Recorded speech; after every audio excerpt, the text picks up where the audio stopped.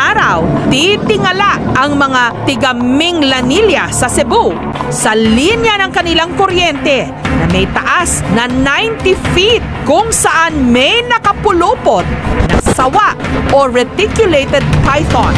Sa Cebu, bigla na lang may isang ahas na pumulupot sa kable ng kuryente. Kinatakutan nito, bagamat marami rin ang umaangkin.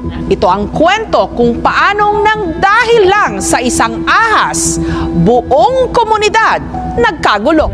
May haba itong 6 feet at lapad na 4 inches. Kaya halos magka-stiff neck nga raw ang mga tao at motorista sa kakatingala nito lang Martes. Nagkanda buhol-buhol pa ang traffic, lalo pat anumang oras, pinangangambahang baka malaglag ang ahas. Ang ilan sa mga nakiusyoso, imbes na sa daan nakatingin, sa ahas nakatitig.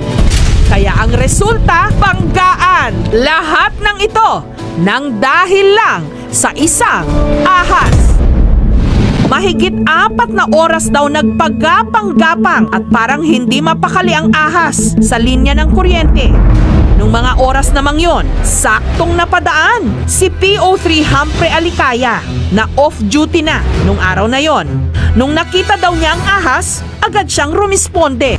May nakikita daw sila na malaking sawa, singlaki ng paa. Kaya nakisusi ako doon kung talagang totoo ba na malaki talagang sawa. At talagang pumunta ako doon para malaman ko kung talaga bang malaking sawa ang nakikita nila. Ang kagawad namang si Ray Del Socorro, napansin na daw ang nagkakanda buhol-buhol na traffic. Kaya agad siyang pumunta para alamin ang problema. At doon na rin niya nakita ang ahas.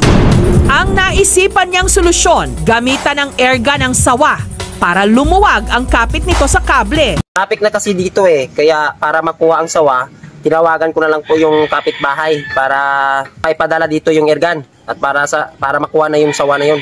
Ang unang nagtangkang bumaril sa sawa, si PO3 Dante Ramas, isa pang rumesponding pulis, gamit ang airgun ni Kagawad Ray.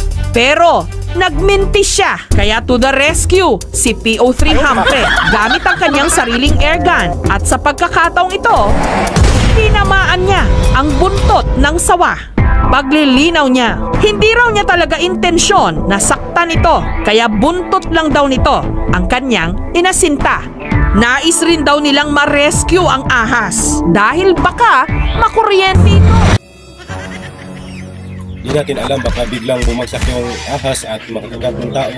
Buti na lang kung matapang yung tao, magalabanay siya, ganun, pak. Ganun. Yung ibang tao kasi matapang talaga sa sawa kasi pulutan lang nila At may ibang tao naman mabait.